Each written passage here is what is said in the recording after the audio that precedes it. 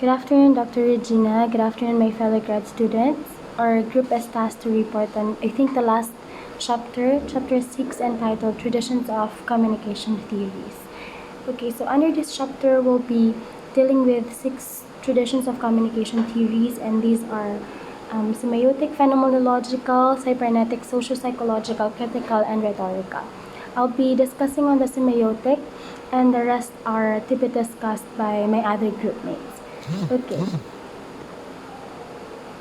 Alright. So, in our day-to-day encounter, we are faced with multiple messages that we need to decode. Some of them are in their literal sense, but most are to be deciphered with the involvement of a certain context, such as our culture. Okay, so in this chapter, we will be dealing with how the human mind processes information that it perceives, how it constructs meanings from what it perceives. Okay, so let's start with the first tradition, which is semiotic. But before we define semiotic, so these are the things that we're going to expect from this lesson. At the end of it, we are all expected to be familiar with what semiotic is, identify its branches, analyze its concepts, and interpret meanings of the given science based from the concept of semiotic thinking. Alright, I apologize for the misplaced words and some missing words. This is actually okay when viewed using laptop, but I'm using my phone, so I apologize. Alright, let's define semiotic. It's the study of signs, symbols, and signification, or the interpretation of said signs. It's a study about how signs come to represent objects, ideas, states, situations, feelings, and conditions outside of themselves. Okay, so we all know, I'm sure we're all aware that a certain image or an icon or an object could not really stand on their own. Okay, they don't really have meanings until a person or an interpreter give them meanings, associate things to them, attribute characteristics to them. Okay, so in semiotic, we're dealing with construction of meanings outside of the physical characteristics or attributes of the object or of the sign.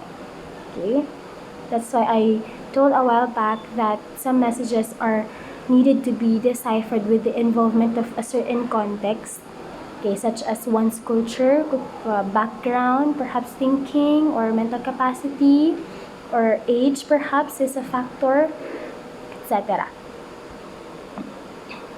Okay, semiotic tradition of communication, therefore, is the process of sharing meaning through signs, which includes verbal and nonverbal, and how the interpretations of them impact society.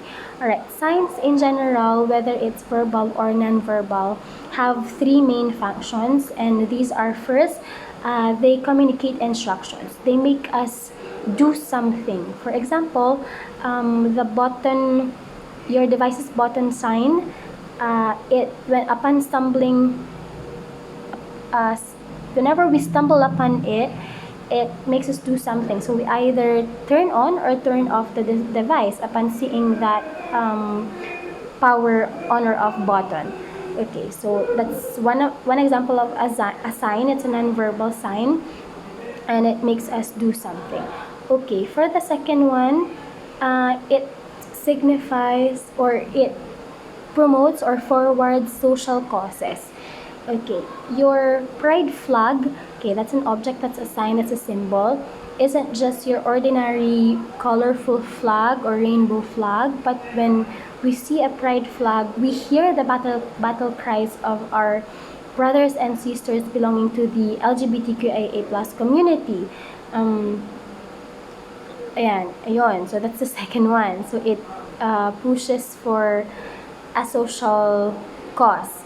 And the third one is it makes us remember of a historic event, or it makes us value, or it makes us appreciate our value system in the place that we have grown up in. For example, the Statue of Liberty in the United States of America, that's a symbol, that's a sign, and it reminds people to value their concept of love for freedom, emancipation, liberation, okay, etc. So anything that's related with the word liberty.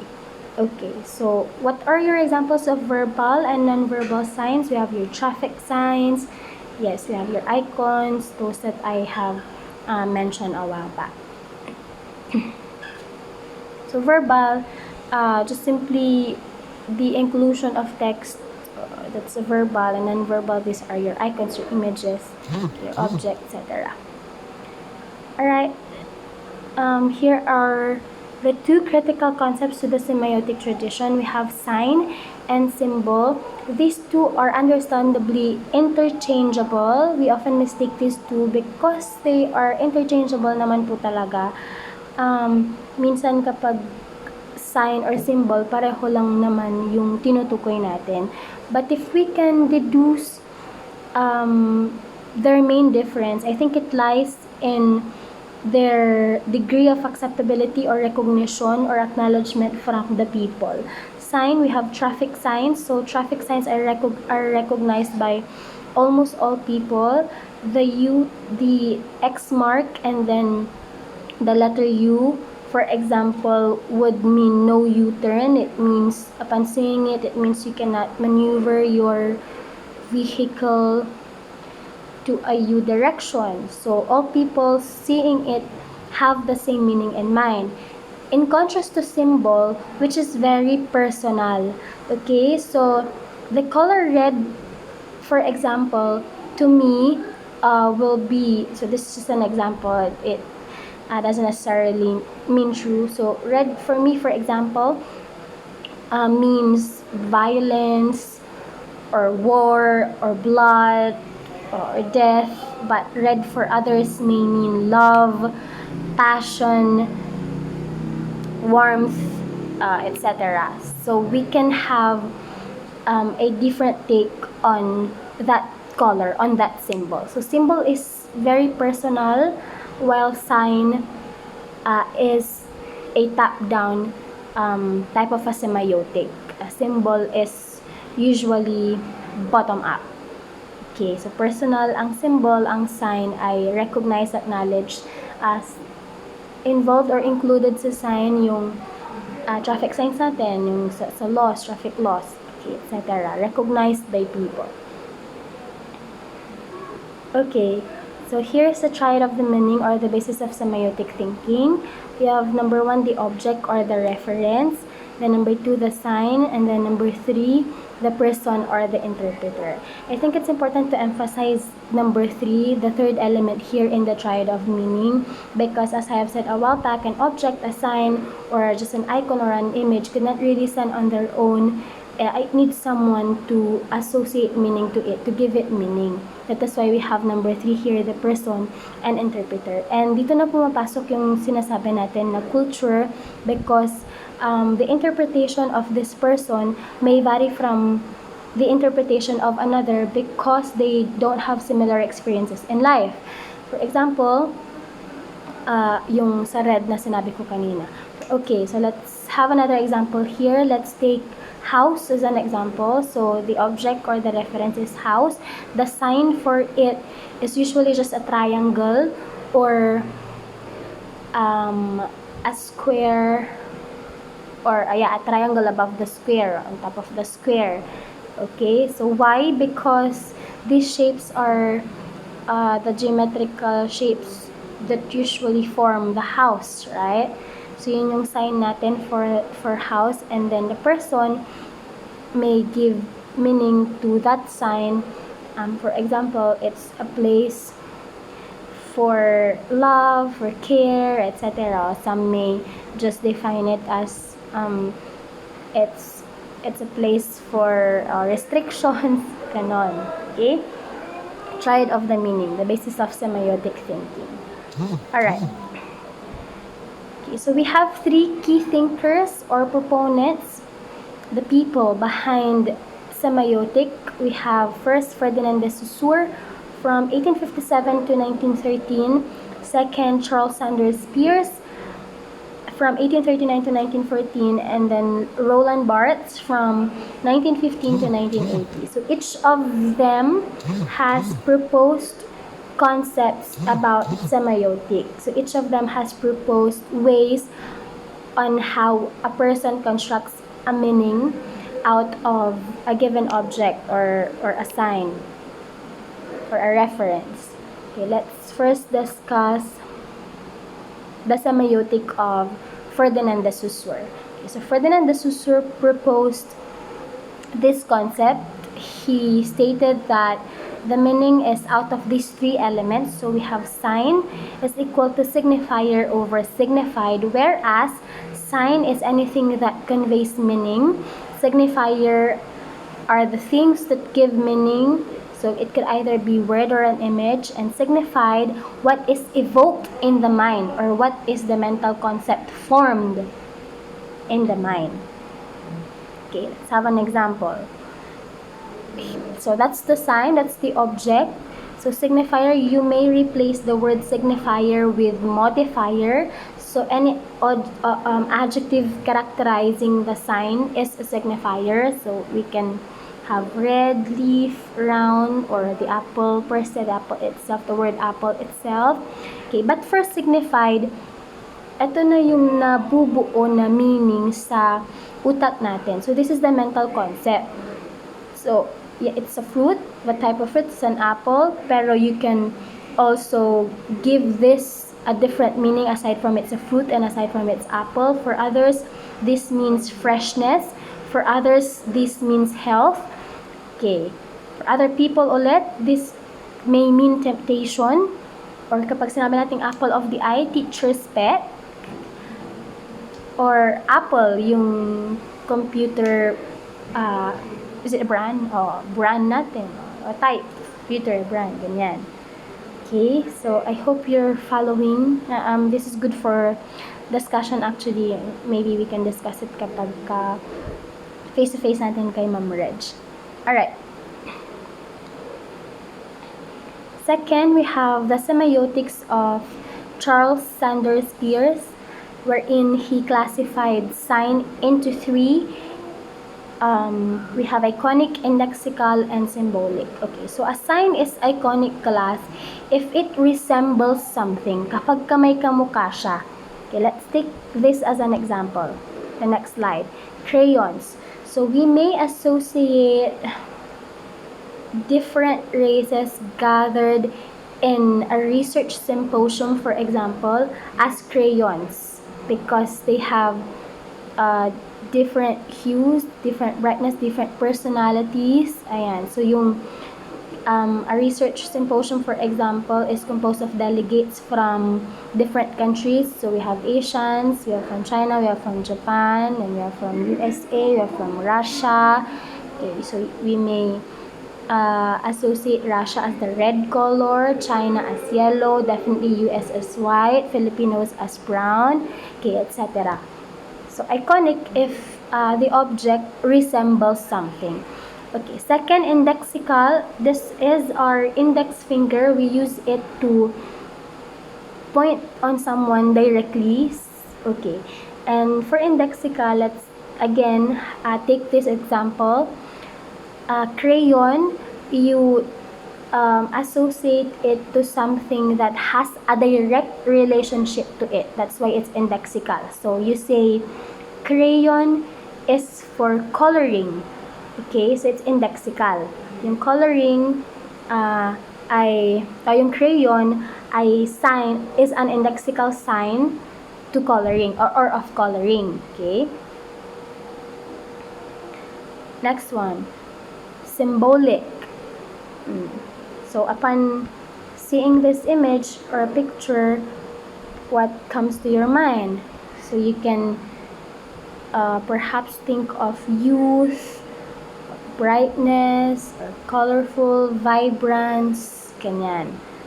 Okay, so kapag symbolic, it's something that is deep, symbolical, ano yung naiisip mo kapag nakikita mo yung crayons, or it reminds you of your youth, or of your strength, of your vibrance, of joy perhaps. And Another example for iconic, let's just go back, ay yung bicycle. So, a bicycle could be an iconic sign for a couple who can't move without the other. Parang ganun, kasi couple nga sila. So, kapag wala yung isang wheel, wala yung husband, for example, hindi makaka-proceed yung wife, yung isang wheel lang. Okay? So, a bicycle is an iconic sign for couple or husband and wife. Okay? So, a pen is indexical naman to writing. Ganon. And symbolic crayons, your deep meanings, your poetic meanings. Vibrance, youth, joy. And lastly, we have the semiotics of Roland Barthes, wherein he proposed that there are two levels of meaning, and these are denotation and connotation. Alright, so this has the same implication here in semiotics. If in lexicography, ayan, yung lexicon natin, meaning yung sa words, yung meanings of words, kapag ka-denotation, ito yung dictionary meaning or literary meaning, and then connotation, ito yung personal meaning ng tao of that particular word. Here in some semiotics, of that particular sign or symbol. So, pag denotation, yung literal na ibig sabihin ng sign o symbol na yon, such as the apple, so it's just a fruit, it's apple, it's round, it is edible, ganyan. Pero pag connotation, we can say that apple means freshness, temptation, etc. Alright, I think we're done with the last 3 or 4 slides. Malapit na po. Okay. I think this is the last topic or subtopic under my topic, semiotics. So we have 3 branches in the semiotic tradition. Again, yung mga terminology na ma-encounter natin dito, terminologies na ma-encounter natin dito have the same implication. So semantics and syntax, etc. are your, what do we call it na, elements of language. What's it? I forgot. Anyway, they have the same implication here, pero isipin na lang natin na instead of an utterance, ayan, diba kapag semantics, it deals with meanings of an utterance or of a sentence. In here, it deals with still the meaning, pero not of an utterance, but between the sign and the referent. Okay, focuses on the relationship between the sign and the referent. Okay, let's give an example of a sign, a triangle and a square, and then referent is yung house. So what's the relationship between the sign and the referent? Definitely, triangle and square are sign for a house, because a house is formed by these two major geometrical shapes. So, alright. Okay. Second, we have syntactic, study of the relationship among signs and how people combine signs into complex systems of meaning. So you see, if it's in an utterance, syntactics or syntax would mean the arrangement of the words in that particular sentence. Ganon. Dito naman, arrangement of the signs into complex systems of meanings. For example, yung X mark ninyo, tapos letter U, paano sila pinagsasama, paano sila pinagkukombine to give a meaning na no U-turn yon. Okay, so things like that. Or can you deduce meaning from what I'm going to say? I'm going to arrange your emoticons, tapos bigyan nyo ako ng kwento. Okay, so first emoticon, yung emoticon ng babae na umiiyak. And then second emoticon, gift na emoticon. Tapos third ay lalaki. Fourth ay smiling na ulit si girl. Yung emoji. Ayan. So from that arrangement of your emoticons or emojis, we are going to deduce a meaning from it. So kapag babaliktarin ko yun or babaguhin ko yung arrangement niya, magkakaroon ulit ng panibagong kwento or panibagong meaning. So that is how syntactics or syntax works in semiotic tradition. Okay, lastly, pragmatics concerned with how the practical use of science relates to everyday life. Okay, so your arrow to the right, arrow to the left signs o yung mga signs natin na for male, for female, pag sa CR, so how do they relate to everyday life? Diba? They guide us. It's for practical, diba? Practical, pragmatics. They guide us, what to do, ganyan. So they tell us what to do. Alright. Okay, I think that's the end of my report. I hope you have learned a thing or two. Other traditions of communication theories will be discussed by my other group mates. Thank you very much. If you have any questions, you can just message me, PM me, or if we meet, we can still discuss this over. Thank you.